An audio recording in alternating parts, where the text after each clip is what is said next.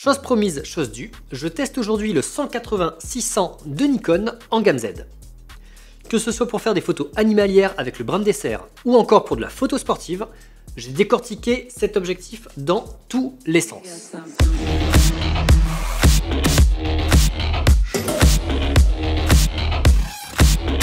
Le 180-600. Alors c'est une optique qu'on attendait quand même beaucoup sur la gamme Z, ou alors plutôt on s'attendait à un 200-600, voire même un 200-500 comme on l'avait en monture F. Mais au final, Nikon nous a surpris en agrandissant un petit peu le range et surtout en ajoutant une ouverture variable allant de 5.6 à 6.3. Alors personnellement, cette optique je l'attendais avec impatience parce qu'elle nous promet quand même pas mal de choses. Avec 600 mm, on est censé pouvoir faire de la photo animalière et d'assez loin. Mais en même temps, cette optique elle reste quand même assez légère pour pouvoir être utilisée à main levée. Et en plus de ça, on a quand même un facteur de polyvalence qui est quand même pas déconné. Alors oui, ce facteur de polyvalence, je viens complètement de l'inventer.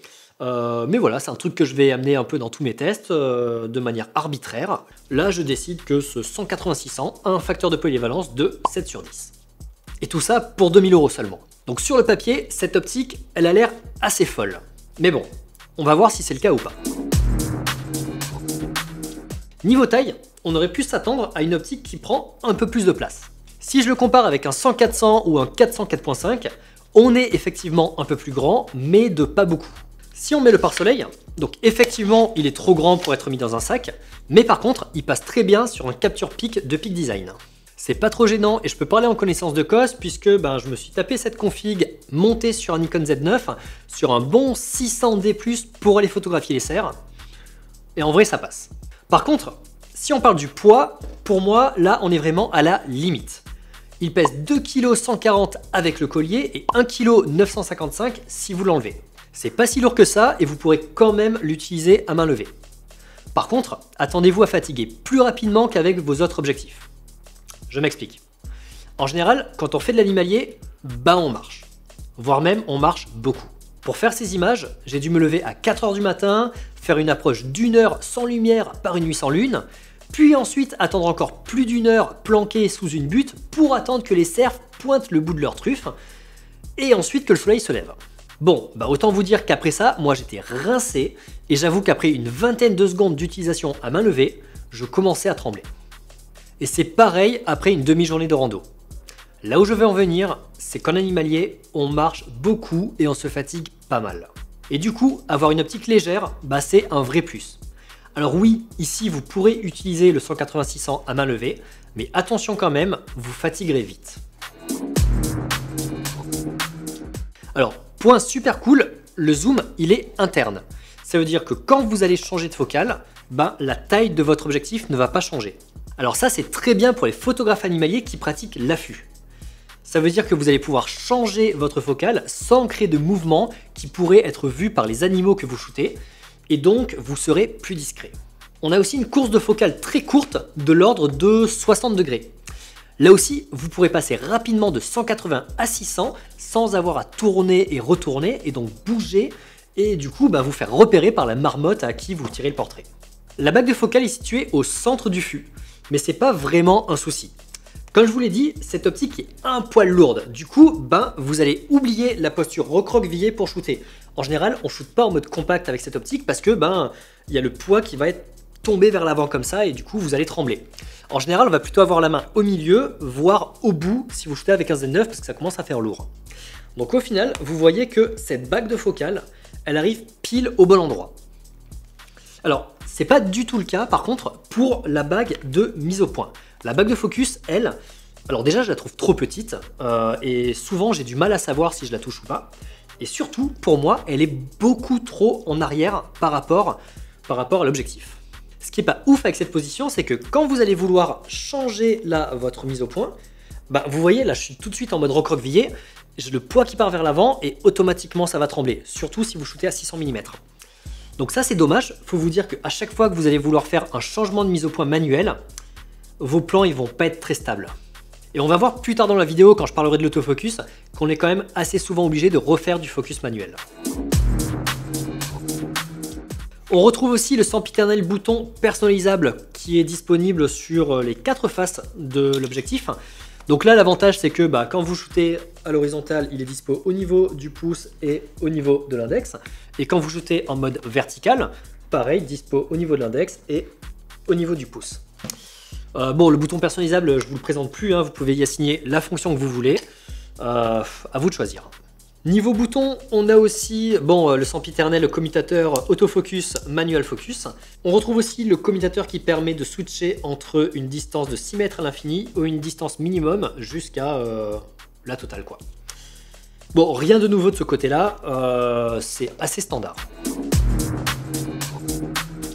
Bon, pour le moment, mis à part la barre de focus, l'ergonomie globale de cet objectif, elle a l'air quand même assez bonne. Mais il y a quand même 2 points négatifs dont il va falloir qu'on parle. Alors, avant de les aborder, il ne faut pas oublier que cette optique, c'est une optique qui n'est pas une optique de la gamme S-Line de Nikon. C'est-à-dire que forcément, il y a des compromis qui ont été faits sur l'ergonomie. Le premier, c'est le pare-soleil. Alors moi, ce pare-soleil, il fait le taf, mais il n'est pas non plus incroyable. C'est-à-dire que déjà pour moi il manque un petit revêtement en caoutchouc au bout, comme on avait pu le voir sur le 400 mm, qui permet de poser le pare-soleil sur, je sais pas moi, un rebord d'un affût, une fenêtre ou ce genre de choses. Le souci c'est que là il est vachement lisse et moi ça m'est déjà arrivé de le poser et que l'optique et le boîtier tombent un petit peu parce qu'il n'y a pas d'adhérence en fait. Donc ça c'est un petit peu dommage. L'autre point que j'aime pas avec ce pare-soleil, c'est qu'il m'a l'air un peu fragile. En fait, il n'est pas très épais, il bouge pas mal, et après seulement 2 ou 3 sorties, il commence déjà un petit peu à se désagréger. Donc moi, ça me fait dire que ce pare-soleil, je pense que dans 1 ou 2 saisons, il sera cassé et il faudra que je change. Alors, autre point qui n'est pas rédhibitoire, mais qu'il faut souligner, il n'y a pas d'écran LCD sur cette optique. Ce qui fait que vous ne pourrez pas savoir, par exemple, à quelle plage de focale vous vous trouvez, ou à quelle ouverture, ou alors la distance de mise au point. Alors pour la distance de mise au point, c'est pas très grave parce que quand vous shootez dans le VF, vous avez cette information qui apparaît quand vous passez en manual focus, donc c'est pas très grave, mais bon voilà, je le souligne. Par contre, il y a un point qui est vraiment pas ouf, c'est le collier de trépied. Bon, alors je vais passer rapidement sur le fait qu'il ne soit pas compatible Arca Suisse parce que Nikon ne fait pas de collier de trépied compatible Arca Suisse, et ce, quelles que soient les optiques, donc c'est pas propre à ce modèle-là. Non, ce qui est nul, c'est qu'on perd complètement le système détachable qui est présent sur le 70-200, le 100-400 et le 400 4.5. Ici, on a juste un vieux système qu'il faut dévisser pendant longtemps pour ensuite pouvoir l'enlever entièrement. Et alors, ça c'est un peu problématique parce que du coup, je me retrouve ensuite avec une pièce qui est juste super relou à ranger dans un sac. C'est-à-dire que ça c'est un encombrement maximum alors que c'est tout petit. Moi je trouve ça vraiment trop laid qu'on puisse pas juste détacher cette pièce si on l'utilise pas, ou en tout cas pour pouvoir la stocker dans un sac assez facilement. L'autre truc trop laid, c'est que cette pièce, moi je suis sûr qu'il n'y a aucun constructeur tiers qui va en sortir des compatibles Arca Suisse. Ça c'est évident parce que je crois, à ma connaissance, c'est la seule optique de Nikon qui a un collier de trépied comme ça. Du coup je vais être obligé de me coltiner, et point un peu chiant, c'est que j'ai été obligé de rajouter une platine dessus pour le rendre compatible Arca Suisse, et du coup ça rajoute du poids. Et comme on l'a vu, cette optique est déjà un petit peu lourde, donc rajouter encore du poids, moi ça m'embête. Donc voilà, Nikon, si vous écoutez cette vidéo, ça serait trop cool de faire des colliers de trépied compatibles Arca Suisse, parce qu'il n'y a pas que Manfrotto dans la vie, hein. En fait je pense même que la majorité des photographes utilisent de l'Arca Suisse, donc ça serait bien, de se mettre au goût du jour. Alors j'ai soulevé pas mal de points négatifs quant à l'ergonomie de cette optique, mais il faut garder en tête que c'est une optique qui n'est pas de la gamme S-Line, donc c'est pas une optique premium de chez Nikon, et donc forcément qu'on a des effets de gamme, comme l'absence de l'écran LCD par exemple. Voilà, c'est relou mais c'est comme ça, c'est le principe même d'une gamme. Le 180-600 a une ouverture maximale comprise entre 5.6 et 6.3. À 180 mm, vous pourrez ouvrir entre 5.6 et 32, et à 600 mm, ce sera entre 6.3 et 36. Et là, on serait en droit de se demander si 6.3 c'est suffisant ou pas. Alors c'est vrai qu'on n'aura pas un flou d'arrière-plan de ouf avec une si petite ouverture, mais ça sera quand même compensé par une forte compression des plans, donc pour moi, c'est pas vraiment rédhibitoire. Si votre sujet est éloigné de l'arrière-plan, ça passe carrément. Après, s'il est un peu plus proche comme sur cette photo, bah forcément 6.3 c'est un petit peu juste. Donc bon, pour détacher un sujet, 6.3 c'est pas ouf, mais à 600 mm en vrai ça passe. Par contre, là où vous allez être plus embêté, c'est pour les photos en low light. Alors c'est pas impossible de faire des photos en low light avec cette optique. Les vidéos et les photos que je vous montre maintenant ont été prises juste avant le lever du soleil, donc avec très peu de lumière. Et bon, vous pouvez voir que j'ai quand même réussi à faire quelques clichés. Mais ce qui est sûr, c'est que j'étais carrément plus en galère que mon collègue qui lui avait un 400 mm 2.8. Mais bon, là je force un peu parce que bon, il y avait quand même 13 000 € de différence entre son optique et la mienne. Donc en vrai, c'est pas vraiment comparable. De mémoire, j'avais dû monter assez haut dans les ISO, je crois jusqu'à 5000. Mais bon, en vrai, sur Lightroom, Capture One ou DaVinci Resolve pour les vidéos, c'est très simple de réduire le bruit et surtout le Z9 a une très bonne montée en ISO, donc c'est pas si grave que ça. Alors pour conclure sur l'ouverture de cette optique, c'est sûr que 5.6.6.3 c'est pas incroyable, hein. Moi c'est pas une ouverture qui me transcende, mais sur du transstandard, franchement ça suffit, vous arriverez quand même à faire de beaux clichés avec. Bon, on va maintenant aborder quelque chose d'un peu plus positif, on va parler de la qualité optique du 180-600.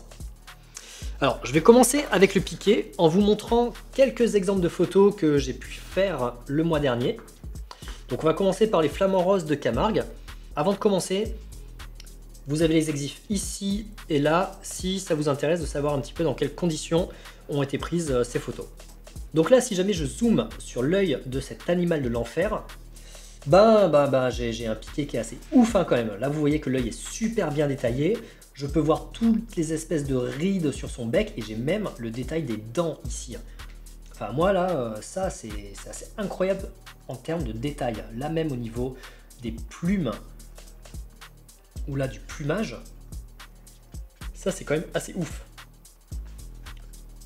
Seconde photo, hop, là aussi, hein, on voit quand même que je suis méga sharp au niveau de l'œil et du bec.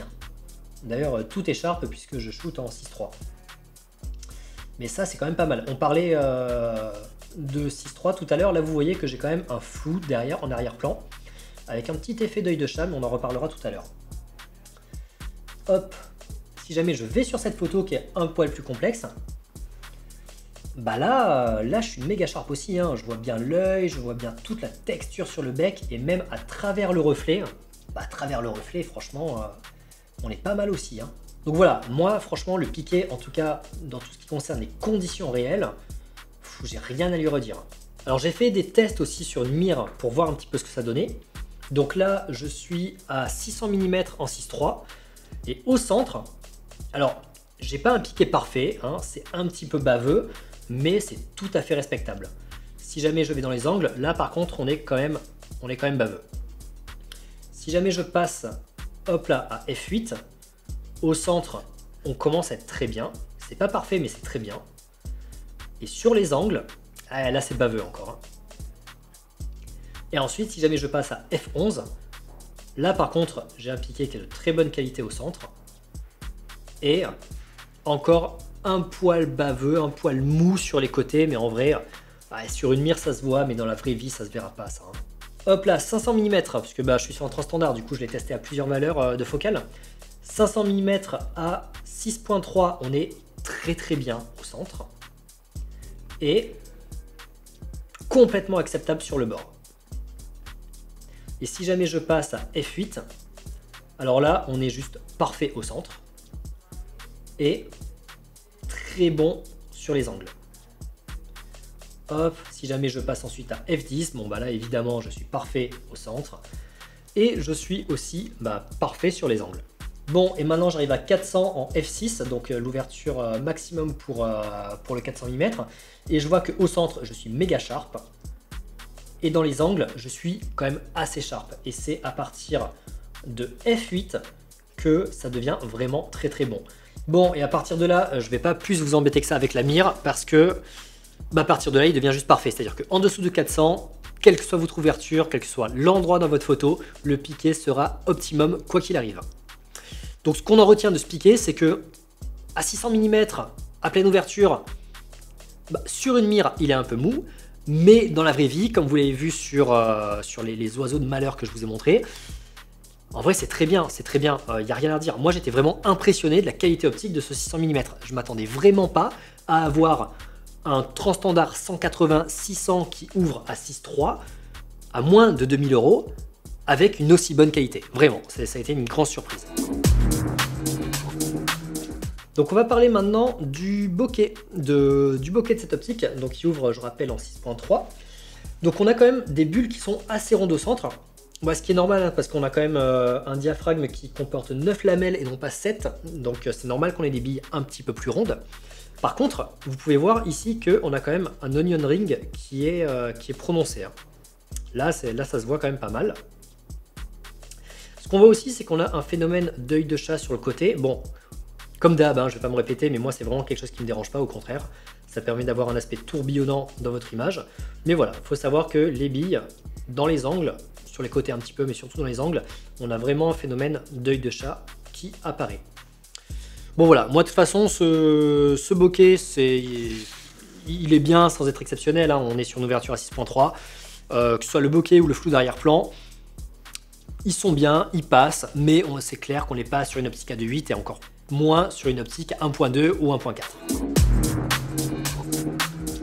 On va maintenant parler de l'autofocus de cette optique et je dois avouer qu'à ce sujet, mon avis il est assez mitigé.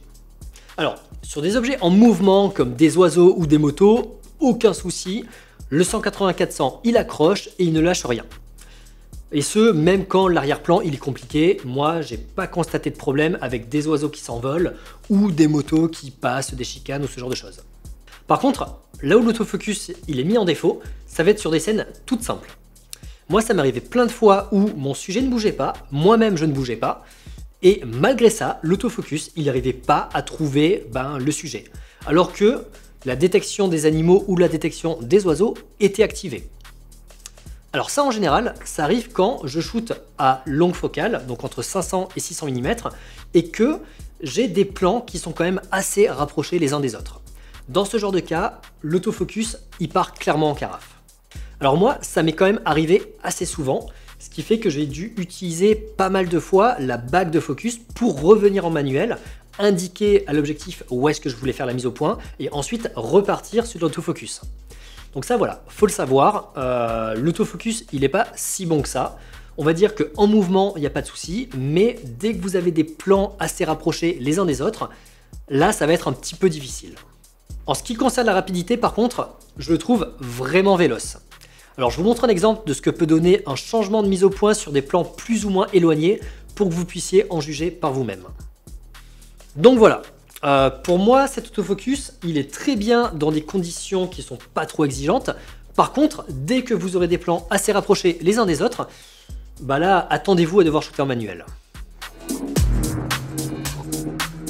Cette optique est stabilisée et heureusement parce que 2 kg à bout de bras à 600 mm et sans stab, c'est juste pas possible en fait. Donc tous les plans que vous avez vus dans cette vidéo ont été réalisés à main levée par un Nicolas sous-entraîné et en manque de sommeil. Et en vrai ça va, ça passe. Et en plus, si vous ajoutez une stabilisation en post-prod, là vous aurez des plans ultra steady au possible.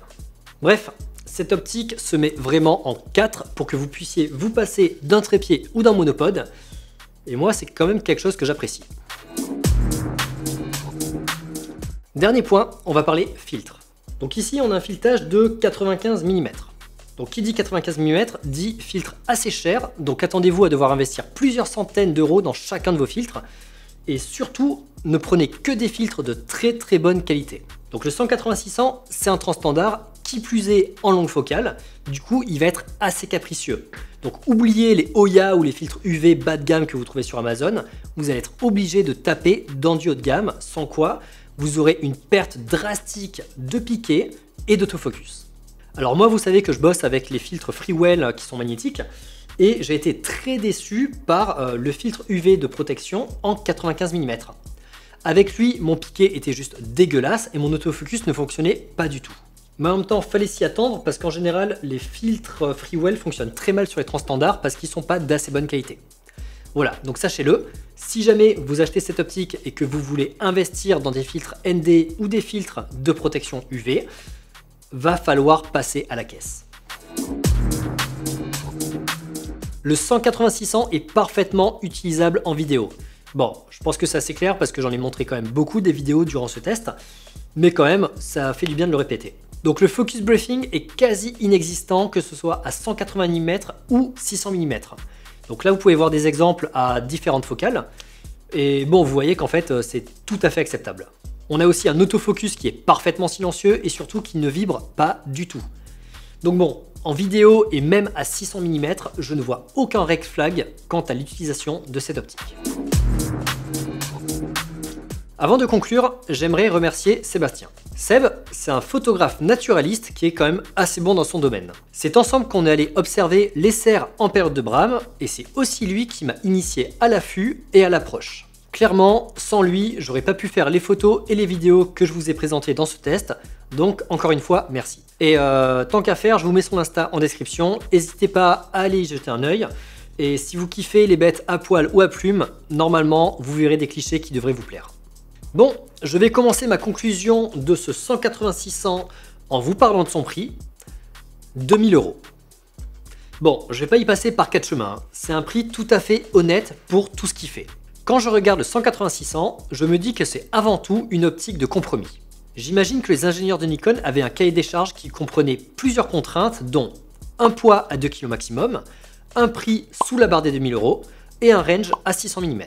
Et du coup, avec des contraintes aussi complexes, il y a forcément des compromis qui ont dû être faits, notamment au niveau de l'ergonomie qui n'est pas incroyable et d'une ouverture qui est un poil trop fermée. Mais par contre, il y a un point qui n'a pas du tout été sacrifié, c'est la qualité optique. Puisqu'on a pu le voir, hein, le piqué de ce 180-600 est juste incroyable. Du coup, à qui s'adresse cet objectif? Bon bah pour moi, il n'y a pas photo, hein, il s'adresse aux photographes animaliers qui veulent débuter sans non plus se ruiner. Parce que bon, avec ça, on a quand même accès à du 600 mm et un très bon piqué pour moins de 2000 balles. Enfin, c'est juste ouf. Alors oui, on doit faire l'impasse sur l'ouverture, mais bon, 2000 balles bordel. Enfin, moi je vous mets au défi de trouver une optique qui fait mieux pour ce prix-là. Personnellement, même si le 400 mm 4.5 m'a clairement fait de l'œil, vous avez dû le voir dans le test que j'ai publié il y a 2 semaines, bah au final, je me dis que je vais quand même garder ce 180-600. Parce que bon, j'ai kiffé pouvoir shooter à 600 mm des cerfs à main levée, et tant pis si je veux devoir soulever de la fonte pour moins galérer l'été prochain. Le 180-600 me semble être le digne successeur du 200-500 en gamme F, et je mets ma main à couper que ça va être un banger dans les années qui suivent. Moi je suis sûr que tous les photographes animaliers sous Nikon vont avoir le 180-600 dans leur line-up, ça me semble assez évident. Donc évidemment que je vous conseille ce 180-600. Si vous vous lancez dans la photographie animalière et que vous n'avez pas un énorme budget, franchement, allez-y. Même si vous avez des optiques de malade et qu'à un moment donné, vous voulez faire juste une petite sortie comme ça, sans trop de pression, bah franchement, ça reste une bonne optique. Et si enfin vous faites de la photo sportive, bah franchement, moi j'ai adoré l'utiliser au circuit Paul Ricard. Elle est quand même assez incroyable. Donc oui, je vous la conseille, si vous gardez en tête ses petits défauts d'ergonomie et son ouverture en 6.3. Sur ce, je vous laisse, j'ai la gorge en feu, ça fait 2 fois que je tourne cette vidéo. La première fois, j'avais mal branché mon micro. Donc voilà, je vais aller me coucher.